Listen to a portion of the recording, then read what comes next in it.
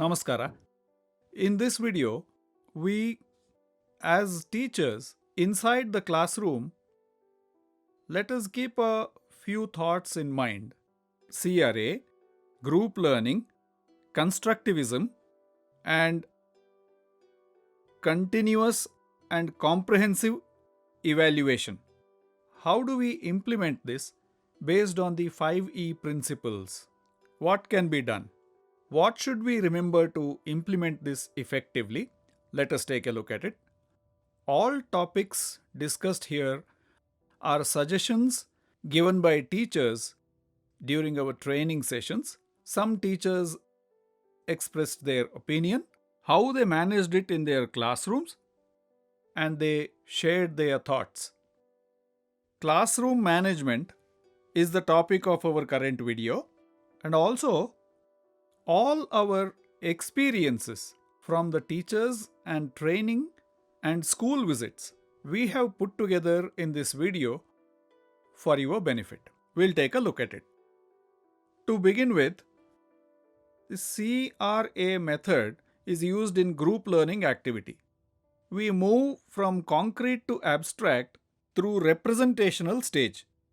While at it, an important factor is the language, the vocabulary that we use in concrete stage using real objects. The way we do the activity, the same vocabulary has to be used in the representational stage as well. Meaning, during the activity with the real objects, we might use toys or other tools for learning.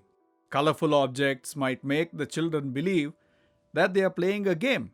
However, if we say this is the representation and abstract stage, it becomes serious and boring and not have the curiosity and fun part and move to the abstract stage in a boring way. What is the result? What we did then was fun part, now it is like a lesson. Most children run away from lessons, right? If it is maths, they run away far. So what do? We have to continue the fun part in the games. Let them enjoy it. That is the concrete, the abstract, and the representation in between. In all three stages, we have to follow the same vocabulary and the activity. The fun and fun-filled atmosphere has to be continued. Only then children can relate that I have moved from concrete through representation to abstract. The abstract stage is at the end. So then, what happens with some teachers is, when we are with the concrete stage, it might take one full period. We ran out of time. That is, I couldn't go to the representation stage in the same period. Our suggestion is concrete, representational, and abstract. If possible, when possible, it is better done on a single day. Sometimes it is not possible to do it, let us say. Then what do? If it goes to the next day, I couldn't do it in this period, but in the next period or next school session, what should we do then? The real concrete game that we played, the same game should be played before the representation stage tomorrow. Before we go to the next stage, we have to repeat it. Only when they understand the concrete stage, we can move to the representation and abstract stages. This is absolutely necessary. Both may be done. But before going to the abstract stage, did they understand the representation? This is very important. Whenever you have a representation stage in a concept, representation stage must be done. It is necessary. It is like a bridge. I shall do the concrete and then move to the abstract, skipping the representation stage. I will not do it. I have no time for this. What happens if I say like this is, the children lose the link. Then we will be back where we started. Game, lesson. For that, going from concrete to abstract, we should do everything necessary.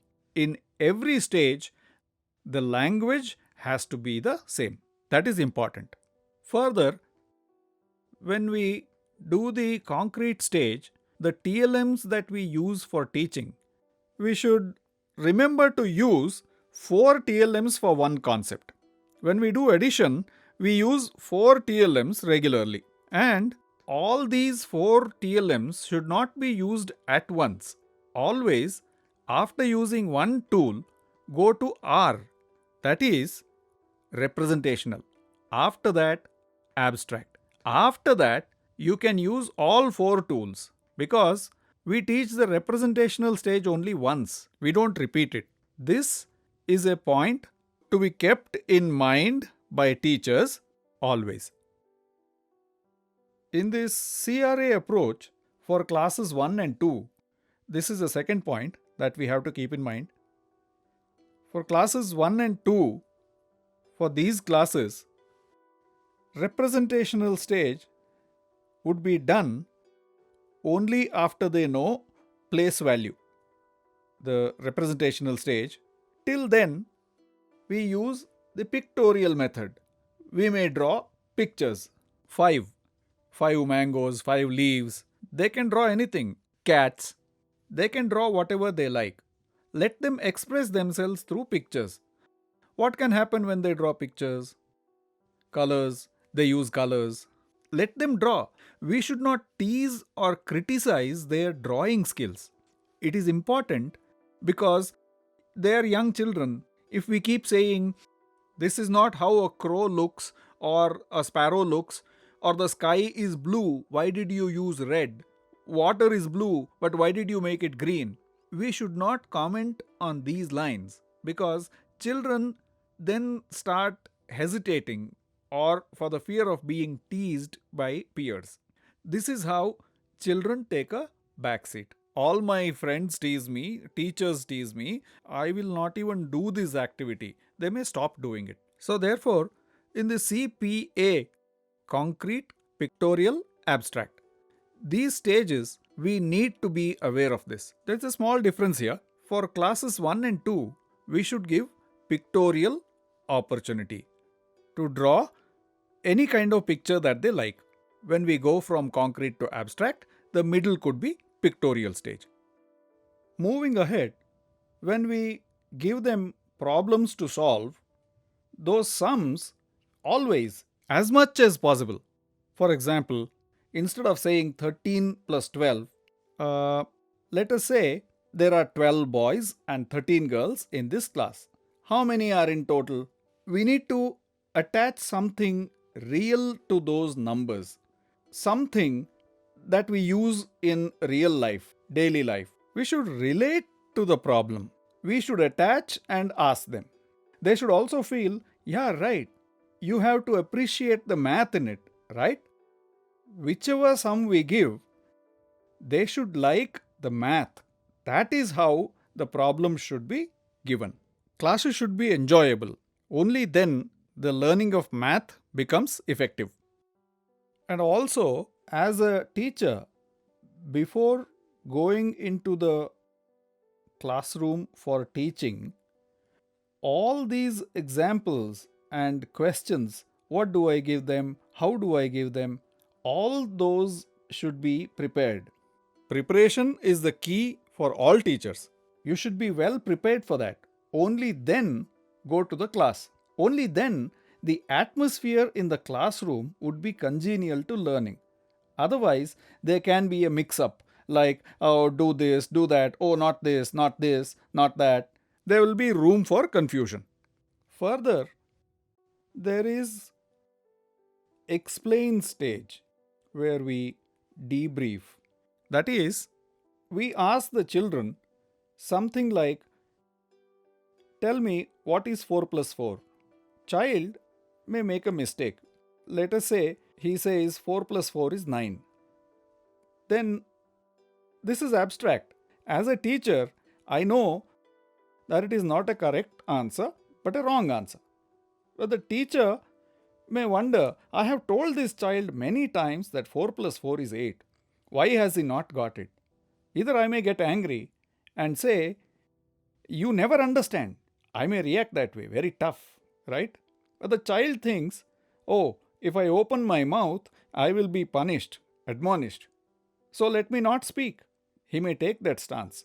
So when there is a mistake, teacher can ask, tell me, how did you get 9? Show me how you got that answer. Your friend got 8, but you got 9. Can you explain it to your friends and to me? How did you get 9 as the answer? Can you explain it to me and to your classmates? Another thing is, when the child is about to make a mistake, the teacher will know what we do is, no, no, no, no, not this way, but this is the right way. We may interrupt the child and say, this is not the right way. We try to direct them in the correct way. This is our normal reaction. This happens mostly when there is an inspection by an officer or if there are guests. What happens then? Teachers also will have a thing. If he makes a mistake now, my name would be tarnished. And that is when teachers naturally guide the child. Not like that, but do like this. Whatever it takes, let the child get it right. And if we interrupt and ask them to do like this, what is happening here? You are asking the child to do what I know as correct. We seem to have no time to understand what the child has done. We need to look at it. The child may be looking at different ways to solve the problem. He may try a different method. This is important. The more the mistakes the child makes, the teacher would know how better to explain it to the child. That is why the 5E method, the explain stage, we have to work as a facilitator or as an enabler. That is how we should work. Next point, mathematics is an international subject. That is, it is not limited to a state or to a country.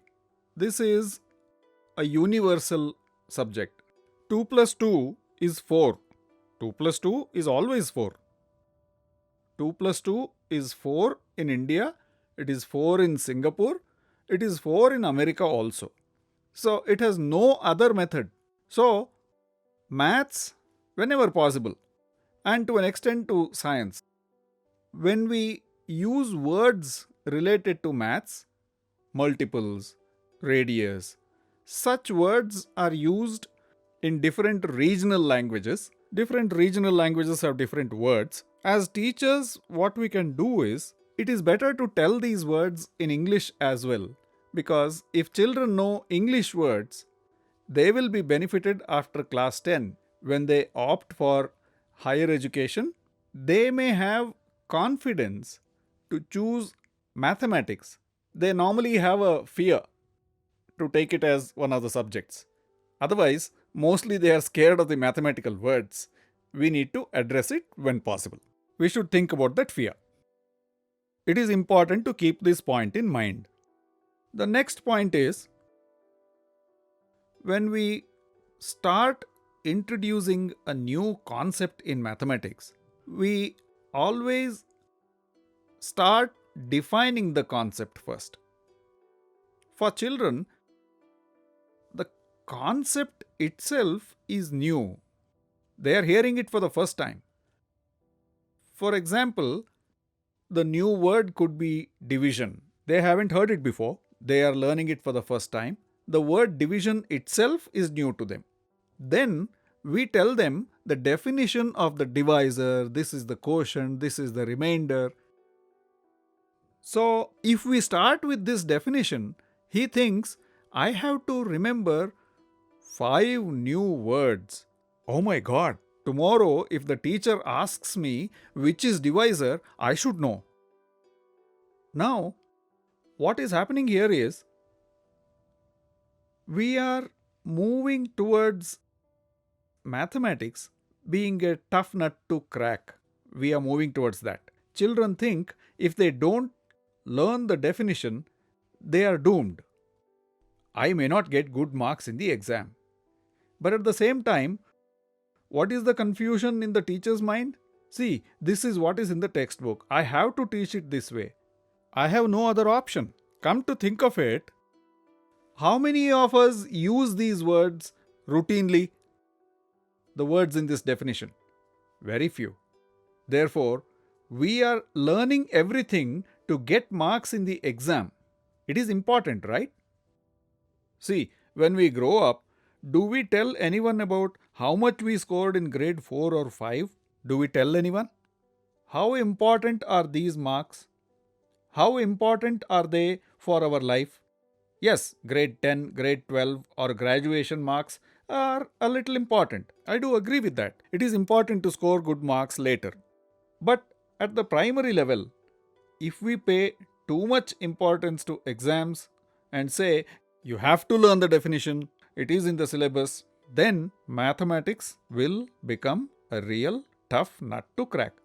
At the same time, I'm not asking you not to do definition like addends and summands. I'm not saying no to them. Only after the concept is taught and understood, these definitions can come in. But giving the definition while introducing the concept is not advised. Lastly, let us look at some of the methods that we use. That is, when the children are clear about the concept, only then fluency of procedure. What we teach. Now, for multiplication, the teacher thinks there are many methods. I know 4 different methods: Vedic mathematics, Lattice, that, this, Japanese. All these are known. Let me teach everything to the students. Or method X is easy. Let me teach this. It may be the fastest. These are the thoughts in some teachers. They think differently.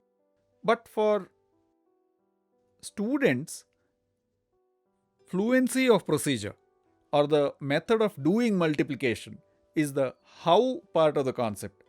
How? I mean, concept is the why part. What is multiplication?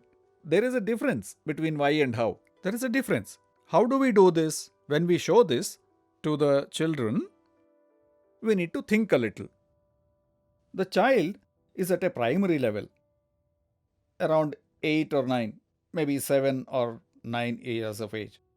At this stage, learning one method itself is an achievement. If we venture to tell them about 3 or 4 methods, when it comes to the exams, the child would know a little about method X and a little about method Y, and then he would mix it up and exam would be a mess. It would all be gone. A big zero. God help them, nothing. Everything would be a mixed up mess. So, multiple ways of solving the same problem is difficult if we do it for the sake of it. Instead, I learnt it this way in grade 5. When I go to 8th or 9th, oh, I was using this way. Now I know the other method. And as we go to 10th, oh, there are 4 other methods. Okay, it can be done this way too. That's also possible. Mental maths is also there. We can do that. The child gradually, stage by stage, will go on learning. But it is wrong to introduce at the primary level. Why do we have different methods for solving the same problem? Why do we have that idea? Because if we do like this, we can do fast. Mathematics is all about accuracy, right? In that way, the speed is not important. Speed can lead to wrong answers also. But if I do it slowly and right and get an accurate answer, I know what I have done, right? Speed can create confusion as well. That possibility is also there. So, let us keep these points in mind. Concept clarity first, procedural fluency next. Meaning, clarity of concept comes first, followed by simplicity of method.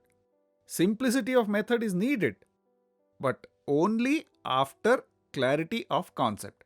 This is very important. If the teachers become aware of this, then there will be no room for any sort of confusion. What is the purpose of this method? Play and learn, do and understand. What do the teachers want at the end of it all? They teach the children throughout, all right. But what exactly is their ultimate desire? You see, for a teacher, after 20, 30, 35 years of service, if a student remembers and comes to the teacher, falls at the feet and says, "Sir, you taught me maths and it has now given me this highest position in science or commerce or maths. Also, I received an award. You are the reason for all this success. You taught me the concept so well." With these words from the students, the teacher may feel there is no bigger award compared to this appreciation from the students. Nothing else matters. Please be aware of the motto: play and learn, do and understand. Through this math kit, I believe you can achieve this in your school. Do your best. I wish you luck. Thank you.